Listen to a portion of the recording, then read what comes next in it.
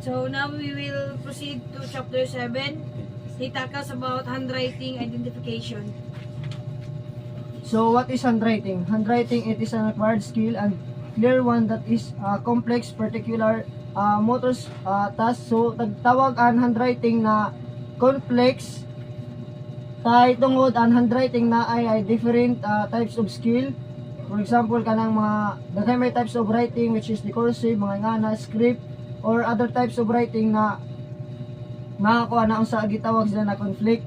Some refers to a numerous refer to neuromuscular task, skilled writing movement, or common pace that it is inclined to overlooking of the complexity without interrogation. However, writing is one of the most advanced achievement of human body. So si ang handwriting amo ini sa isa sa madali ra may bawaan na nato ang body as a achievement of our human body. It's because ang handwriting is bata pa ta is ginatudlo na ni sa ato na nato ang mga ginikanan na pagsuyat. So ya pa ta nag-eskwela is gitudloan na ta sa ato mga parents kung saon pagsuyat or the proper movement na gamito sa ingani na letter sa ingana ko. So gamit siya na muscular or movement gamit na to mga finger tendons mga ingana. Next, what is handwriting indication? Si madam. Kabaki mo dapat na. Hindi kiba yun. What is handwriting identification? The examination is of disputed handwriting may be the progenitor of forensic science. Certainly, it is one of those rare disciplines to have evolved out of forensic necessity rather than as a discipline established first in its own right for the other reason and latter harnish for forensic tasks. So sa historical reference, nag-indicates dire na that the practice kuno na isa ka forgery and related frauds nag-involve sila sa documents and then evolved as early as the development sa isa ka writing. So in days of the Roman Empire, ang law kuno is provided sila sa mga for the acceptance of expert testimony respecting documents. It was not until centuries later that such testimony was admitted in English-speaking courts. So, ang handwriting identification is a discriminatory process siya that nag-derive siya from the comparison of writing habits sa mga evaluation of the significance of their similarities or differences. So, diri ang common nila and frequently referred to as characteristic of writing feature or qualities are simply manifestation of the habits form. They are discriminating elements of handwriting. So, natay diri handwriting characteristic have been commonly described as being of two types. So, diri is down diri ang class characteristic o ang individual characteristic. So, there is a class characteristic, the products of prescribed writing system. So, isa kuno ini siya ka writing system nga nagkuan iton gina-promote gani ang educational programs. Tapos apil sa diri ang mga katong less identifiable than others. So, ang individual characteristics is the particular idiosyncrasies of the individual. So, dire, when we say individual characteristics is, amo kuno ini ang ato mga kanang kalahian nga ng mga sinuyat sa matag isa sa ato. Then, so, tapos, dugang sa dire is, dahil sa ato kanang taglawong na iton nagkinaiyak ibalik po ng mga uniqueness sa mga ato kay tagset kay di ba dyan ito lain-lain na mga kuan iton characteristics sa pag-abot sa handwriting. So may kadoy mga differences or mga features na dili pareha sa uban handwriting amo na pag maka doon ato nakakilala na sa ato once na makita sa ato handwriting bisan niya sila kita na kita'y nagsuyat ma-determine nila na adto na sinuyat is imo. So, dahil sa diri mga process underlying handwriting identification, una is analysis of discriminating element determination. Ang unknown item ko no, and the unknown item must by analysis, examination, or study na be reduced to a matter of their discriminating elements.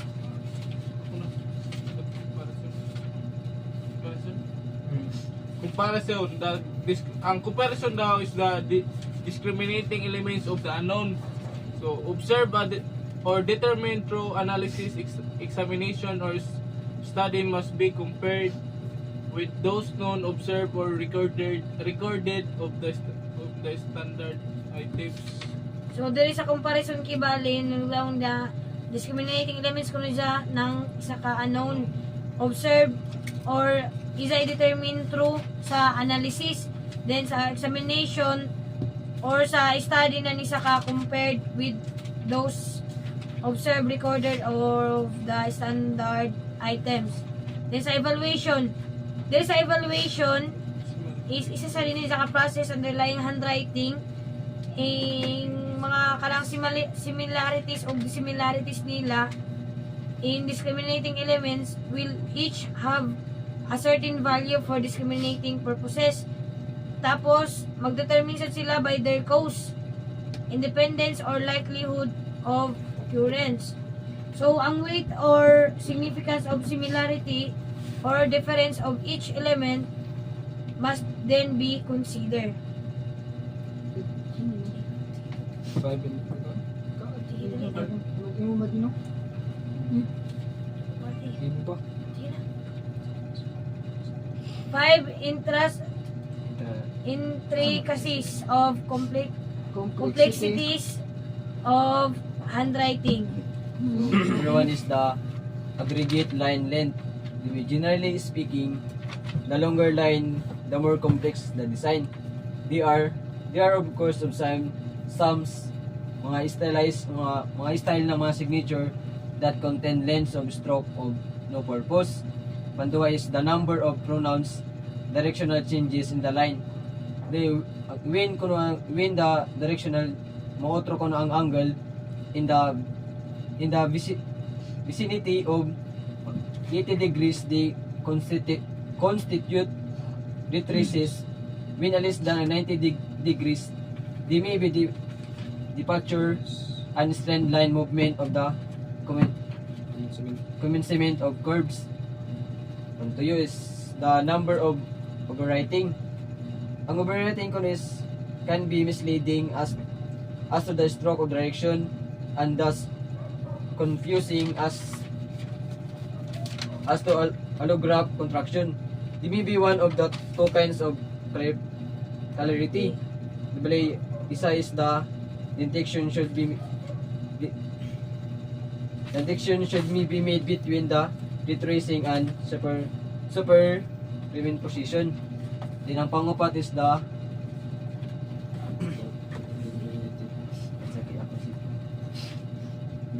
continuity of the pen movement. The interruption, the continuity of the pen or pen left are usually advantages sa mga simulator as they provide kuno sa legitimate place to pause and consider the next move. Then ang panlima is the position well segregated complex pen motion. Lightweight and complex pen motion can be executed when case but only when the natural and practice. So sa kuana sa what is handwriting So, system. flows less reflection of them. So, there's a position of well-segregated complex pen motion. Flowing ko na siya and complex pen motion can be executed kuno with case. Pero dili siya but only when natural, kung natural na kuno siya or practice. So, complex pen patterns of the same design that are superimposed upon one another often cancel the evidence of the spuriousness that would otherwise be available to consider. So what is handwriting system? So panggulong ta handwriting system, it is a collection of letter formation typically gi-create by teachers or penmanship that generally contains some common features with a similar letter formation. So naay mga types of handwriting system, which is the Palmer handwriting system, Spencerian handwriting system, and the Zoner Bluser handwriting system. So system that namely like Spencerian round hand, Palmer or Zoner Bluser may be familiar, this being some of more common handwriting system na ginatudlo sa US over the years. No, Spencerian was developed in middle 19th century and consisted of circular motion, not likely in a calligraphy of today, that were necessarily so marad ko. Huh?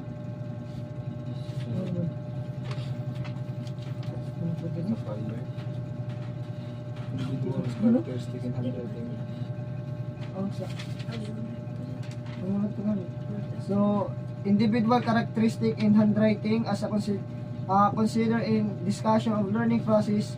So, individual characteristic, unlike the class characteristic, are thought of a unique or specific writer. So, an individual characteristic of handwriting. So, matag usa sa ato na lain-lain karakteristik sa pag-abot sa handwriting. So amo na kung naay mas nakaila sa ato, then even though dili ta sila kita sa ato pagsuyat ngadto sa certain document, pero once na makita nila na murag agi man na ni kuan ni Bakiro, familiar na sila sa imo writing. So amo na an kuan characteristic of handwriting. So may ilhanan pa lang pa.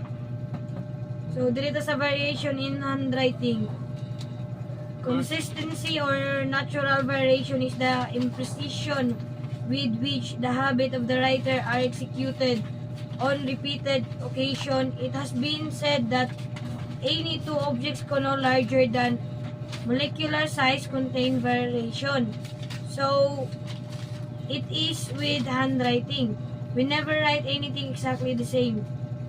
Every time ko na magsuyat kita, we write slightly different. So, kuan ko no, Sa klase Oh. ng mga kuwan. Pag-share. variation in handwriting can be due to, like, number one, ining lack of machine-like precision ko no, sa human hand, sa atong mga kamot.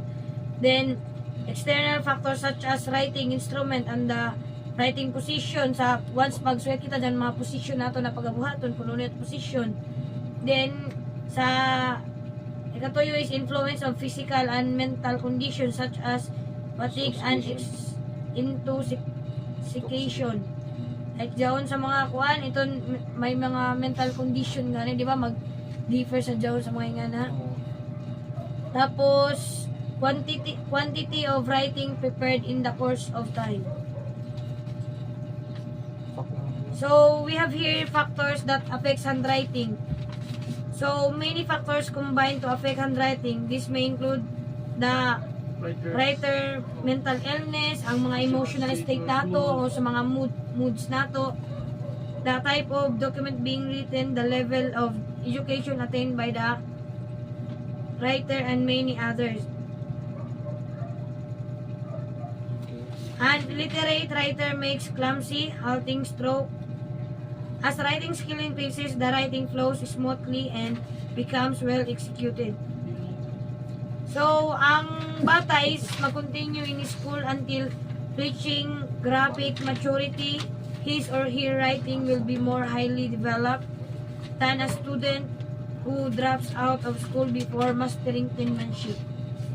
So, amo itong mga factors na maka-affect sa isa ka handwriting. The skilled skills than a blue-collar worker who does little or no writing in his or her. So, this sa factors that affect handwriting is amo na ini diri. Dili taglaong diri. Likewise, an adult who writes frequently such as a white collar worker will exhibit more skill than blue collar worker who does little or no writing in his or her job. Number 1. Number 1 is mechanical factors. Such as a writing instrument, the quality of paper, writing surface, the position of writing when standing or sitting, trying to write under adverse condition, poor lighting, and other unsatisfactory condition. 2 is time span. The child's handwriting changes dramatically upon reaching adolescence. Adults continue to gradually change their handwriting over the course of his life. So ang time span, so pagbata-bata, so pagtudloan ta sa ato mama dili pa mangasud ta karadyo pa ang pahibayo pa mag-share. So after mo tungtong ta sa adulthood, so maotro ga na ato writing kay maplaster naman. Di pag maabot sa ta sa ato pagkatigoyangon, maotro ra sab na atong handwriting. It's because na anato muscle sa ato kamot tungod sa ato katigoyangon mawad-an na ng control. Or pag-abot pa nato sa ato pagkatiguyang, may kuan pa ta mga diseases pa ta or mga kuan na murag makambita to sa pasma ato kamot amo na maot by the time span kuan maotro sa datong writings ang ato agi.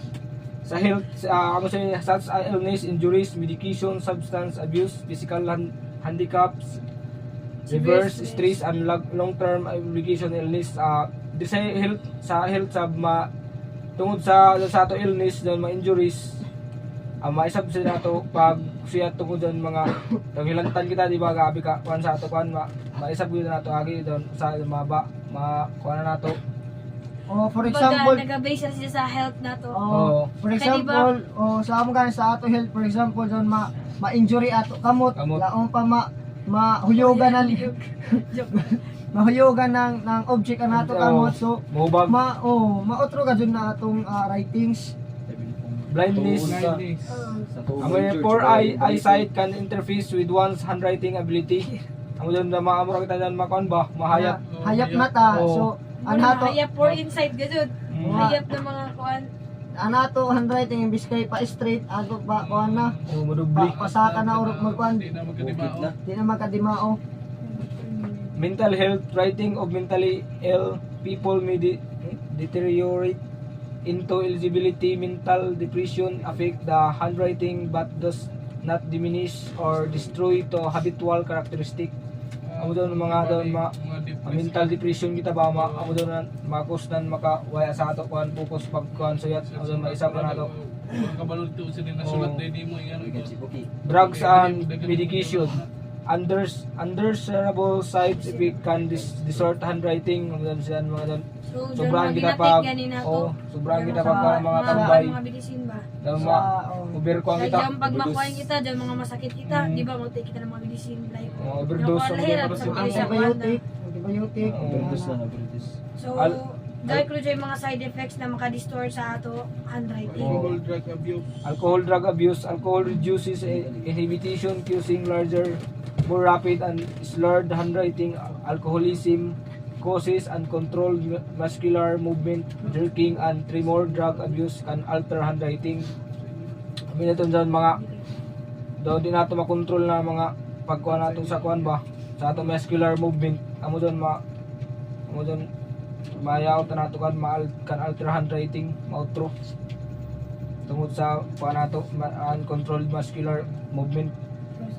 Accidental stroke, aberration and occur of result of transitory incident such someone bumping the writer's arms are cramped and table under the writing paper. Amin yan accidental stroke, amin yun mga mukurog ganun mo pang ita. Kanang tao bitaw na ma-stroke, di ba? Half of their body is paralyzed. Patay. So di anila ay sa kakamot dili na maka capable of writing amo na mawad-an na ng kuan Control kana control di maotro na nila handwriting, Handwriting. especially kung nila napiktuhan na kamot Ato nila kanang magsulat. o kanang ila Amo pa kasi ila gamit Gamit gamit para mo sa writing. kuan. So an ila pikas kamot na So, dili dili ka na ba mo ka siya musulat. Mao di lang makaon magamit. gazud na What maotro. if ila ka mo ila ka wala tili og Mura po si patugan. Guided hand occur when a writer gets support from another person when attempting to write, rare and usually involved to infirm. The last is tremor in handwriting, involuntary arithmetic, and recurrent movement of the pen from side to side, instant changes from the desired direction of the pen lines, attribute to nervous impulse affecting the muscles, indicating loss of control of the pen.